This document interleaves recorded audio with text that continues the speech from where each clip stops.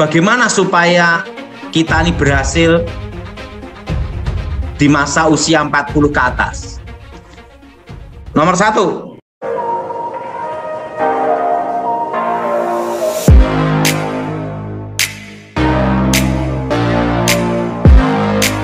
Shalom sahabat John Pregado, senang sekali bisa bertemu kembali dengan sahabat di channel ini. Terima kasih sahabat sudah setia mengikuti channel ini sampai hari ini.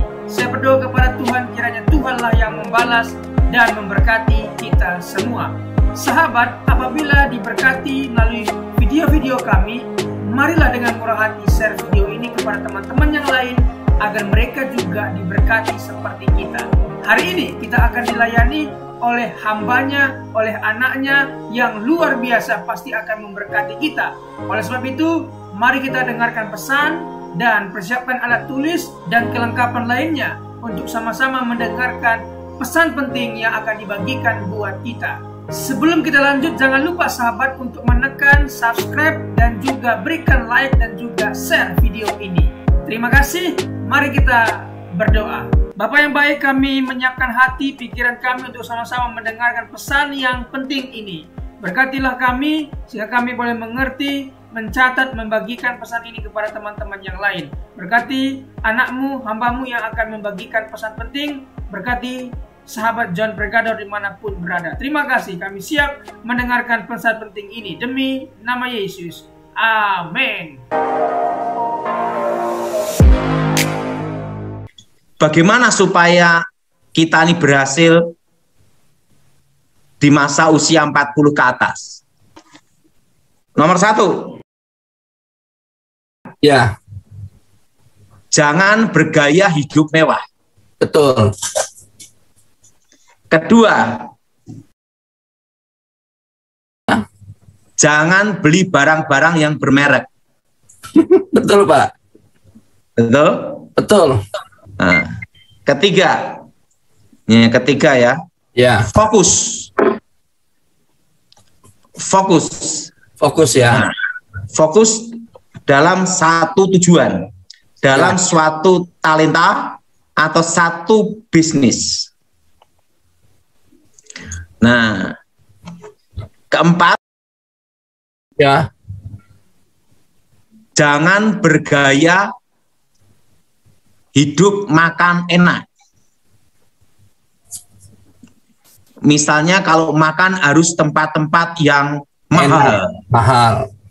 Nah, mahal. Nah, jangan. Jadi kelima ya. Ya. Kalau kita beli barang bukan hanya untuk senang, tetapi harus berpikir jangka panjang. Betul. Jadi kalau kita ini beli handphone itu enggak usah yang mahal punya. Jangan. Karena itu kan bukan untuk investasi jangka panjang. Betul. Jadi kalau kita beli handphone, ya yang bisa dipakai yang berguna saja. Yang penting bisa internet ya, Pak.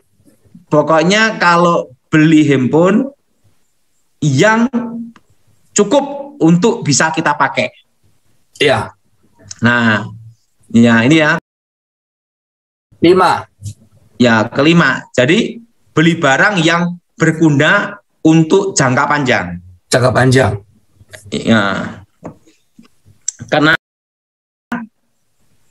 Keenam, yaitu kalau kita ini beli sesuatu, Ya. mendesak itu hanya yang perlu. Iya. Jadi gunakan untuk beli itu adalah investasi jangka panjang. Iya.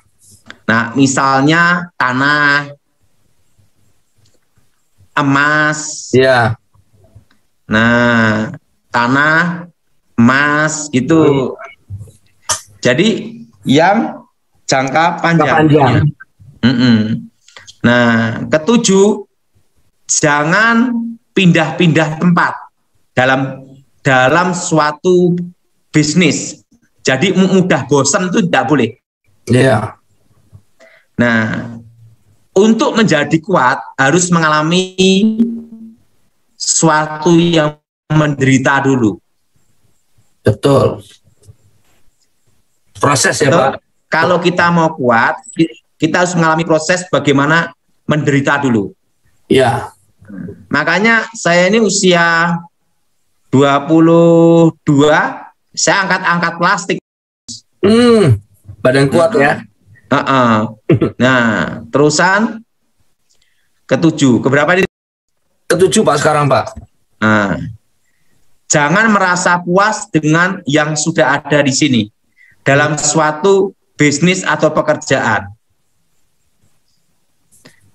Jadi kita tidak boleh terlena zona nyaman, merasa sudah paling top lah. Jangan. Iya. Jadi kita ini harus merasa kita ini tidak puas dengan hal yang biasa gitu loh. Iya. Nah, dan ke-8 harus bergaul dengan mereka yang berpengalaman.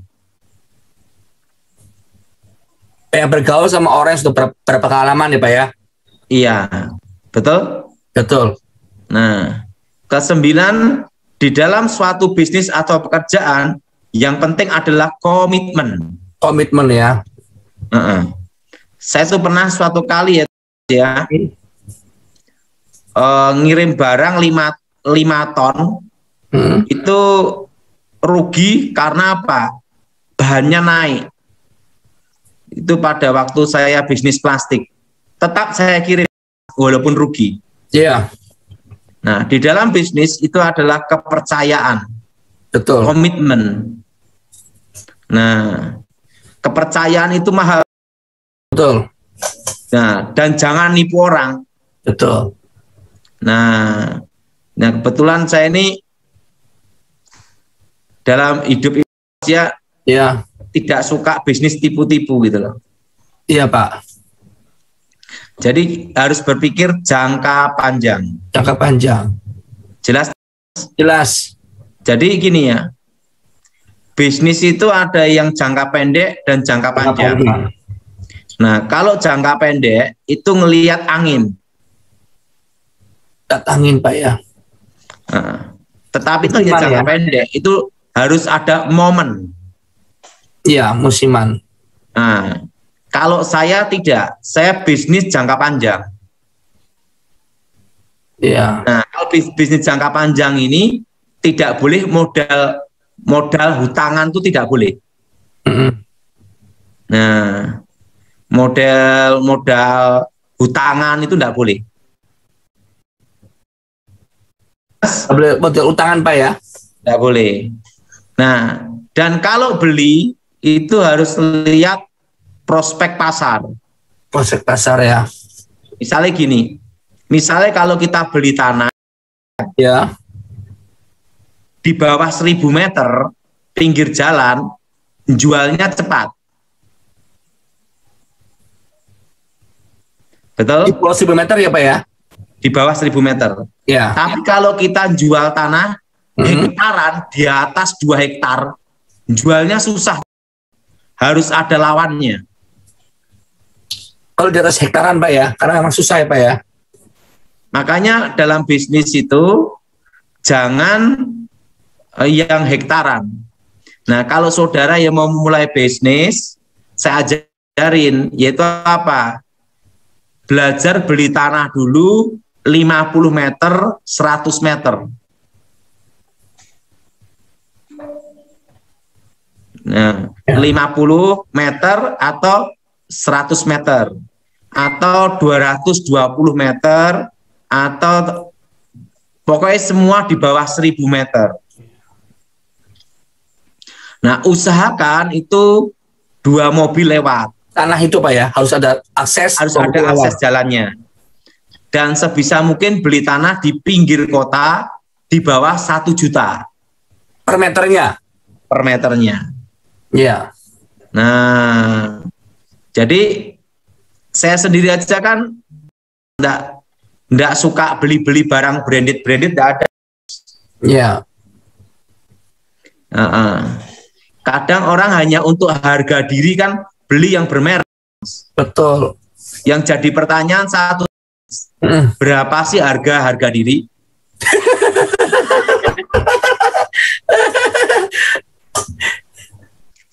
Jadi hidup ini lebih baik sederhana. Betul, Pak Daud. Dan di dalam bisnis itu harus merasa kita ini masih merintis. Iya. Jangan merasa sampai puncak atau sudah berhasil. Iya. Jadi kita harus punya jiwa, yaitu jiwa bahwa saya masih merintis. Nah, kalau sampai sekarang saya masih merasa merintis. Iya, Pak Daud. Nah, dan ingat, usahakan jangan yang suka barang-barang atau hal-hal yang mahal terutama makan itu, Mas. Iya. Karena kita makan seenak apapun, Tetap keluarnya sama. sama. Baunya sama. Betul? Betul. Betul? Betul. Jadi lakukan semuanya itu. Jadi dalam bisnis tuh dari muda saya seperti itu. Iya, Pak Daud. Nah, seperti sekarang ini kan saya juga beli tanah pinggir jalan di bawah 500.000 per meter. 5.000 per meter ya, Pak? Kalau kebetulan kuncinya itu hidup adalah sederhana. Iya. Dan satu lawan banyak, 1.000 kawan sedikit. Iya. Satu lawan itu banyak. Banyak. 1.000 kawan sedikit. Nah itu. Makanya itulah namanya konsep hidup. Iya. Nah, jadi dalam hidup ini usahakan semua belajar sederhana, rendah hati. Yes. Jadi belilah barang yang perlu. Nah itu. Yes. Nah, dan Ya. belajar juga yang namanya murah hati. Murah hati, jangan pelit ya, Pak. Saya itu misalnya ke notaris gitu, saya kasih tambahan sendiri, ucapan terima kasih. Kenapa? Nah, dari dia nanti dapat informasi.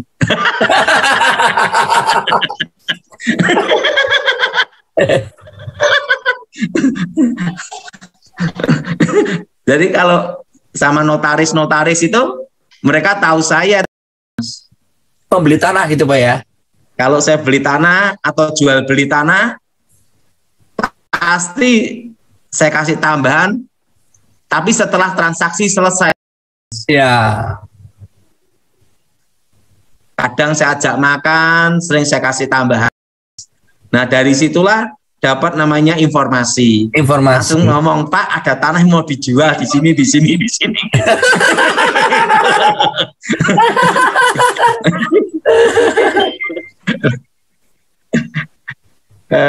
Tapi ingat, bukan nyogok, bukan nyogok, tapi murah hati ya, Pak ya. Termasuk sama makelar itu harus murah hati. Harus murah hati. Makelar tanah. Makanya dan kita komit, boleh kita ingkari, nggak boleh. Iya. Pokoknya kalau saya kan jual beli tanah, komisinya berapa saya kasih. Iya. Tapi yang penting itu, yaitu murah hati itu banyak informasi. Ya notaris, setelah itu makelar tanah. Jangan menganggap remeh makelar, walaupun hanya orang desa atau orang kampung. Betul. Pengalaman hidup saya waktu di pengamanan khusus dulu, semua harus bergaul untuk mendapat informasi. Ya. Nah itu makanya saya beritahu, satu lawan banyak, 1000 kawan sedikit. Setuju? Setuju, Pak. Ini tentang properti, saya kasih wawasan ya. Kalau saudara punya tanah, nah kita ngomong, saya tanya ini ya.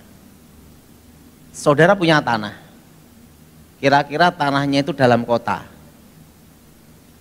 kira-kira 5.000 meter. Saya sebagai investor, saya berkata sama Bapak, ayo kita kerjasama, saya bangunannya, Anda tanahnya. Kira-kira Anda mau enggak? Saya bangunannya, Anda tanahnya. Mau enggak? Nanti kita keuntungan kita bagi. Mau. Mau juga Pak saya. Siapa yang mau angkat tangan? Bodoh. Makanya bertanya Pak. Dalam perjanjian tanah itu ada hak bawah dan hak atas. Saya pondasi aja tanahnya. Setelah itu Anda tidak bisa jual. Anda saya tekan harga. Atau nanti saya cari pembeli lain lebih cuan, lebih untung. Hak atas, hak bawah. Maka ini dikatakan bodoh. Karena bisa digantung. Maaf ya Pak. Ya. Gak paham saya. Ya, jadi ingat, dalam perjanjian tanah, saya beritahu pada saudara, jangan mau menerima kasus seperti ini, hak atas dan hak bawah. Karena apa? Selama itu ada bangunan, Anda tidak bisa jual. Karena apa? Ada hak atas. Nah, disitulah ditekan dan dimainkan harga. Nah, makanya di dalam kita bisnis properti, tanah, jangan lakukan itu. Anda oke, silakan beli. Tidak mau ya sudah. Dan yang kedua, jangan memberi namanya kuasa jual. Saya kasih DP hanya 50 juta, 100 juta. Saya minta kuasa jual. Saya gantung itu, saya cari pembeli lain. Nah, dalam properti itu banyak seperti itu. Nah, saya tahu ilmu ini, tapi saya tidak pernah mempraktekannya. Karena itu adalah suatu yang tidak baik. Itu merugikan orang. Siapa yang setuju angkat tangan? Jadi jemaat di sini harus belajar pinter. Nanti tiba-tiba saya kerjasama, ini tanahnya Anda, bangunannya saya. Ingat kata-kata saya itu. Hak atas dan hak bawah. Nah, kalau saya di properti belum lama. Saya di properti itu sejak tahun 97. Jadi lumayan ngerti sedikit lah. Banyak Pak. Saya itu selama jual beli tanah tidak pernah untung di bawah 200%. Saya selalu jual tanah itu minimal di atas 500%. Kenapa? Suatu kali Tuhan bicara sama saya, di mana kakimu dipijak, aku menyertai memberkatimu. Itu yang saya pegang. Saya beli tanah, di mana tanah itu kalau setiap tahun itu banyak berenangnya. Karena apa? Pinggir sungai. Dan itu tempat susah laku gitu loh. Saya beli aja. Tetap hanya berapa ratus ribu, laku 1 juta. Saya jual. Orang belinya 100 ribu, 200 ribu, udah saya jual. Bung ada orang gila lewat kan gitu. Jual aja udah. Kenapa? Kita harus libatkan Tuhan dalam bisnis kita. Orang rajin sama orang pandai, kalahnya melawan satu. Hoki, betul enggak? Nah, keberuntungan itu di tangan Tuhan. Amin? Apa saudara? Keberuntungan di tangan Tuhan. Keberuntungan itu di tangan apa saudara? Tuhan. Di tangan Tuhan. Nah, saya beli tanah 300 ribuan, 500 ribuan, tiba-tiba naik. Jadi per meter ada sampai 3 juta, 4 juta, itu belum saya jual. Karena kalau tanah yang kelihatannya bagus, saya tidak jual, saya bikin ruko. untuk disewain. Karena saya kalau tanah bagus tidak mungkin saya jual. Digunakan sendiri. Karena harganya naik terus. Betul? Betul? Nah, intinya kalau jual beli tanah itu ada satu caranya. Kalau saudara beli, anggap hilang. Karena kalau engkau tidak anggap hilang, dia angan-angan terus kapan jualnya. Betul? Betul? Betul? Anggap aja hilang udah. Oke.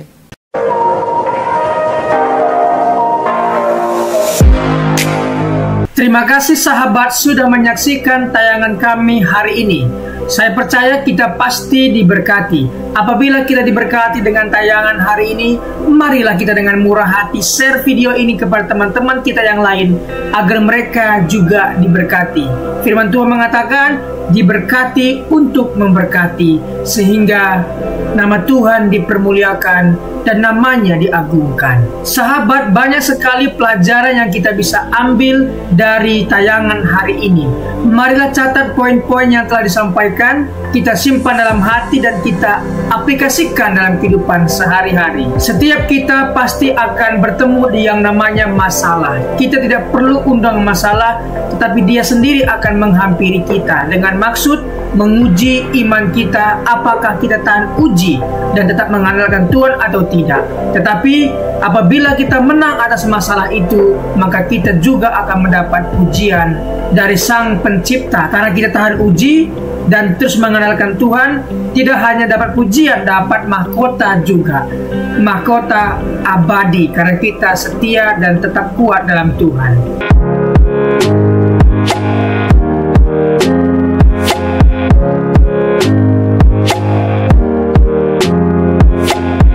Shalom. Dalam kesempatan kali ini kita akan belajar satu tema yang tentu pasti akan memberkati kita, yaitu memilih yang benar. Orang percaya pasti memilih yang benar, memilih kegiatan pekerjaan yang benar yang menguntungkan dirinya di masa depan. Apabila hari libur, apakah yang akan kita lakukan? Apakah kita bermain game sepanjang hari dan membuka aplikasi main game sepanjang hari? Apakah itu yang akan kita lakukan?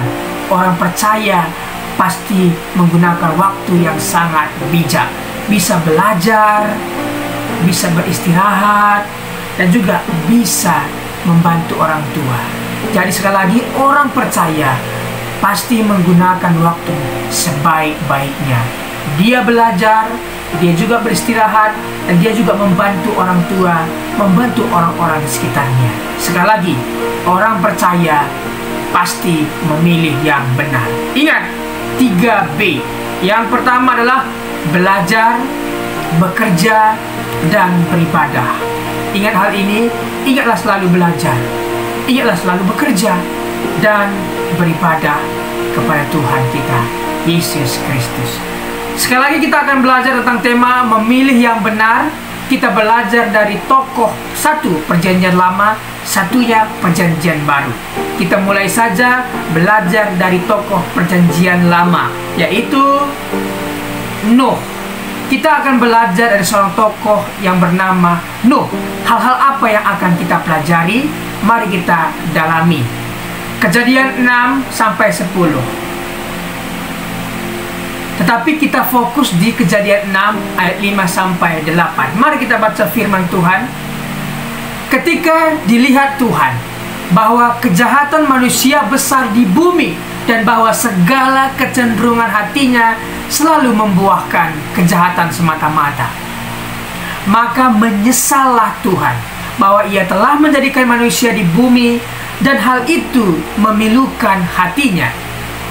Berfirmanlah Tuhan, aku akan menghapuskan manusia yang telah kuciptakan itu dari muka bumi, baik manusia maupun hewan, dan binatang-binatang melata, dan burung-burung di udara, sebab aku menyesal bahwa aku telah menjadikan mereka. Tetapi Nuh mendapat kasih karunia di mata Tuhan. Mari kita pelan-pelan mempelajari ayat ini. Pertama, ketika dilihat Tuhan dari sorga, Tuhan melihat ke bumi, dan Dia melihat dan mendapati kejahatan manusia besar di bumi, dan bahwa segala kecenderungan hati manusia selalu membuahkan kejahatan semata-mata. Di sini kita tahu bahwa alasan Tuhan marah itu karena ulah manusia. Kita lihat ulah manusia ini mengakibatkan hal apa saja. Pertama, Tuhan menyesal ya karena ulah manusia itu, sehingga lingkungan sekitar, yaitu hewan, binatang-binatang juga mendapat hukuman dari Tuhan. Jadi dari ayat ini kita bisa tahu bahwa Tuhan menyesal karena ulah manusia, dan dampak dari itu hewan-hewan pun mendapat resiko, mendapat konsekuensinya dari perbuatan manusia. Ketika kita membuang sampah sembarangan, apa yang terjadi? Tentunya pencemaran air. Binatang yang hidup di air tercemar, dan hewan-hewan atau binatang yang hidup di air bisa mati karena ulah manusia membuang sampah sembarangan. Jadi marilah kita menjaga lingkungan kita sebaik-baik mungkin. Baca ayat 7 ya. Berfirmanlah Tuhan, aku akan menghapuskan manusia yang telah kuciptakan itu dari muka bumi, baik manusia maupun hewan, dan binatang-binatang melata, dan burung-burung di udara, sebab aku menyesal bahwa aku telah menjadikan mereka. Tuhan menyesal karena manusia, karena itu hewan pun kena dampaknya. Tetapi Nuh mendapat kasih karunia. Mengapa Nuh mendapat kasih karunia? Mari kita dalami. Siapa Nuh? Nuh adalah orang yang benar di mata Tuhan. Ingat, orang benar belum tentu benar di mata Tuhan. Tetapi orang yang dibenarkan Tuhan, yang sudah diampuni Tuhan, dimaafkan Tuhan, dihapuskan Tuhan dosanya, dibenarkan oleh Tuhan karena dia percaya, karena saya percaya kepada Tuhan dan kemudian saya dibenarkan, maka orang benar ini mestinya melakukan hal-hal yang benar yang menyenangkan hati Tuhan. Seperti Nuh. Nuh benar di mata Tuhan dan dia mendapat kasih karunia, dan dia dibebaskan dari malapetaka kedahsyatan air bah. Oke, kita belajar lebih dalam lagi. Tidak mau terpengaruh oleh pikiran, perkataan, dan perbuatannya. Artinya Nuh tidak mau terpengaruh pikirannya dengan pikiran-pikiran dunia, perkataan-perkataan dunia, perbuatan-perbuatan dunia yang tidak memberikan contoh. Dia tidak mau mencemari pikirannya, perkataannya, dan perbuatannya. Kita tahu bahwa sebuah kapal tidak akan tenggelam dengan air yang di sekitarnya. Akan tetapi kapal itu akan tenggelam apabila air yang di sekitarnya sudah masuk ke dalam. Artinya kita tidak akan bisa terpengaruh apabila kita tidak mengizinkan perkataan-perkataan orang masuk ke dalam pikiran kita. Jadi pikiran kita ini adalah sebuah aset, sebuah properti yang sangat berharga. Jangan kita mau dikotori, dirusak properti kita oleh perkataan-perkataan orang. Jangan sekali-kali mengizinkan hal itu masuk ke alam pikiran kita. Tetapi mari kita pikirkan yang ada di atas, yang di sorga, yang indah, yang mulia. Itulah yang dilakukan oleh Nuh, sehingga Nuh berkenan di mata Tuhan. Senantiasa hidup bergaul dan beriman kepada Allah. Orang yang sudah dibenarkan oleh Tuhan, maka senantiasa dia bergaul dan beriman kepada Tuhan. Apa yang dia lakukan, yang ada di Alkitab yang benar, perkara-perkara yang baik, itulah yang kita lakukan. Memang dalam Alkitab banyak sekali peristiwa, banyak sekali kejadian dituliskan untuk satu hal, informasi, satu hal lagi, pengajaran. Jangan kita menjadikan informasi itu dari pengajaran, tetapi carilah pengajaran yang menguatkan kita. Oke?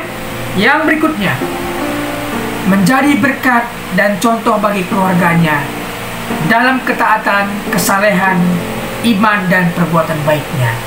Nuh menjadi berkat dan contoh bagi keluarganya dalam ketaatan, kesalehan, iman, dan perbuatan baiknya.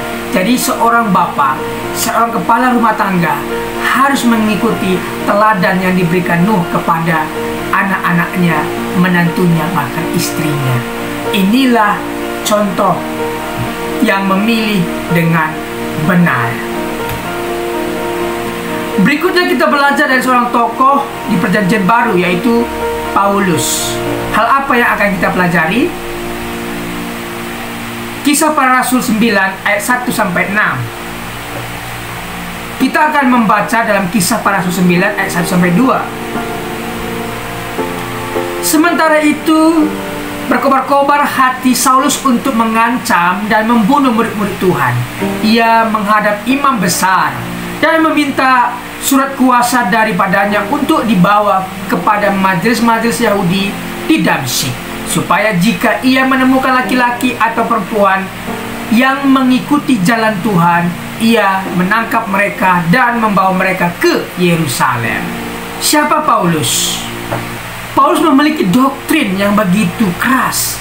Ajarannya menyakiti orang lain adalah salah, tapi Paulus merasa benar ketika dia menyakiti orang lain, ketika dia menangkap pengikut Tuhan dan menjebloskan ke penjara, menganiaya. Dia merasa benar akan hal itu.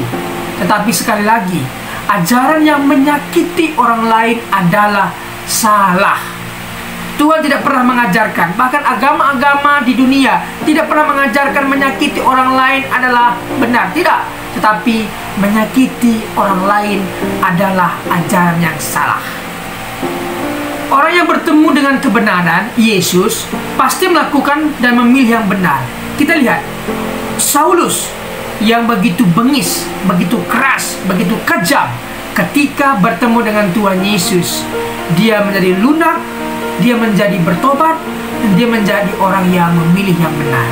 Sekali lagi, orang yang telah bertemu dengan Tuhan Yesus pasti berubah. Jadi sahabat, apabila sahabat punya nenek, kakek, bapak, ibu, apapun itu, bawa mereka dalam doamu, doakan mereka. Ketika mereka bertemu dengan Tuhan, maka mereka akan berubah. Jadi sekali lagi, orang sekeras apapun, sebejat apapun, sebengis apapun, ketika dia bertemu dengan Tuhan, pasti lunak dan mengalami perubahan yang luar biasa. Contohnya adalah Paulus ini. Paulus memilih untuk menjadi pelayan Tuhan. Ketika dia bertemu dengan Tuhan, dia dibutakan dan dia di sana bertobat, berpuasa, kemudian dipulihkan, disembuhkan butanya, dan akhirnya dia memilih menjadi pelayan Tuhan. Memang Tuhan telah memilih dia dan menyiapkan dia menjadi penginjil luar biasa. Paulus menjadi penginjil yang luar biasa. Dari 27 kitab perjanjian baru, 13 diantaranya Pauluslah yang menulis atas ilham yang Tuhan berikan kepadanya. Jadi sahabat, orang yang telah dipilih Tuhan pasti memilih yang benar. Orang yang dibenarkan Tuhan pasti melakukan hal-hal yang benar, yang tentunya menyenangkan hati Tuhan. Terima kasih sudah mengikuti pengajaran hari ini.